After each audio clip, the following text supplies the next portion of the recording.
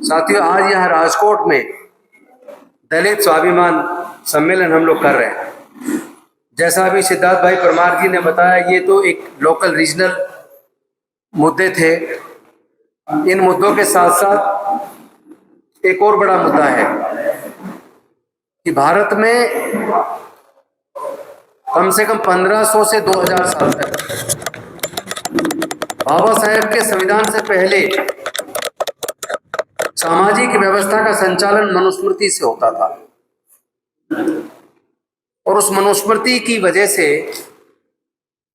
इस देश में महिलाएं, दलित, आदिवासी, पिछड़े वर्ग के लोग शिक्षा से, संपत्ति से, व्यापार से वंचित रहे। और उस गंभीरता को ज्योतिबा फूले, सावित्रीबाई फूले ने समझा और उन्होंने महिलाओं के लिए भारत में 1 जनवरी 1848 को पुणे के फुलेवाड़ा में पहला स्कूल खोला।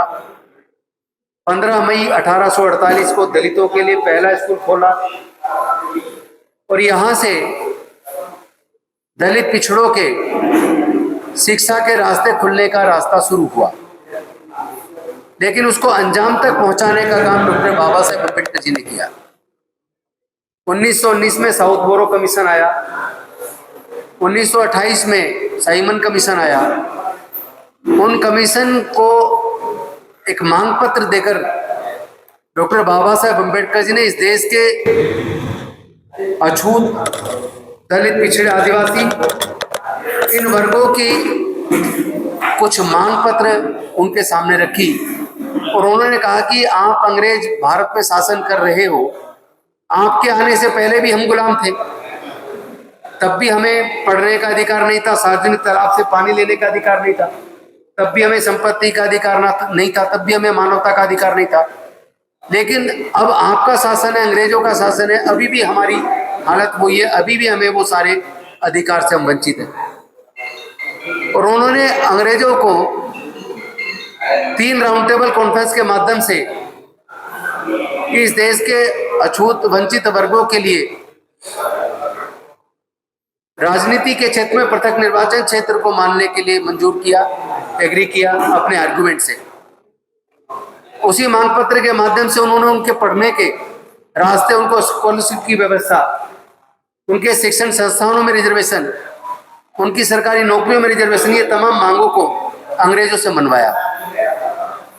लेकिन आज हालात देखिए कि जो हजारों साल से जो वर्ग पिछड़ गए थे, जिनका आगे बढ़ने का रास्ता डॉक्टर बाबा साहेब अम्बेडकर जी ने बनाया था, वो रास्ता आज जो केंद्र में सरकार है, उस सरकार ने धीरे धीरे उस रास्ते को बंद कर दिया है। जो रीजनल हमारे इश्यूज हैं वो बहुत महत्वपूर्ण है। जैसे हमारे लोगों को जो खेत के जमीन के पट्टे मिले और बाद में वो खेत की जमीन उनसे वापस लेकर और वो बड़े बड़े लैंडलॉर्ड्स को वापस दे दी, या जहां हमारे बाबा साहब की प्रतिमा थी, हमारे लोग रहते थे, उनको उजाड़ दिया, या जो बाबा साहब की प्रतिमा का अनावरण करने का एक प्रॉमिस हुआ था वो भी पूरा नहीं हुआ, या जो कमेटी बन रही है उस कमेटी में SC, ST, OBC, माइनॉरिटी के लोगों का प्रतिनिधित्व होना चाहिए। ये रीजनल इशू अभी हमारे परमार साहब भाई ने बताए। लेकिन उसके साथ ज्यादा महत्वपूर्ण विषय जिसके ऊपर आज हम चर्चा करने वाले हैं वो ये है कि एक वो सरकार थी जिसने 19 जुलाई 1969 को, जब बैंक सब प्राइवेट होते थे, इंश्योरेंस कंपनी प्राइवेट मुख्यत्वे छेल्ला 1 વર્ષથી अनुसूचित जातिना लोको अलग अलग 5 प्रश्नों municipal commissioner, mayor Shri, standing committee chairman Shri અને કલેક્ટર શ્રી રજૂઆત કરતા હતા। એક મુદ્દો એ હતો, અરે ભાઈ, એક મુદ્દો એ હતો એમાં કે ભાઈ બાબા સાહેબ આંબેડકર ભવન જે નામ રાખ્યું મ્યુનિસિપલ કોર્પોરેશનનું, તો બાબા સાહેબ આંબેડકર ભવન નામ રાખ્યું તો એમાં બાબા સાહેબ આંબેડકરની प्रतिमा હોવી જોઈએ એવું વસરામભાઈ સાગઠિયા કોર્પોરેટર આપણા શ્રીએ દરખાસ્ત મૂકી અને વર્તમાન જે ભારતીય જનતા પાર્ટીના હોદ્દેદારો છે એ લોકોએ નવી દરખાસ્ત મૂકી કે અમે તેલચિત્ર મૂકશું એટલે 2017 દરખાસ્ત થઈ કે અમે ડોક્ટર આંબેડકર ભવન મ્યુનિસિપલ કોર્પોરેશનમાં તેલ ચિત્ર મૂકશું. આજ સુધી અમે તેલ ચિત્ર મૂકવામાં નથી આવી. વસરામભાઈ સાગરિયાથી માંડી ઘણા આગેવાનો દ્વારા રજૂઆત કરી, છતાં અહીંયા તેલ ચિત્ર મૂકવામાં નથી આવ્યું. એક ઈ મુદ્દો છે.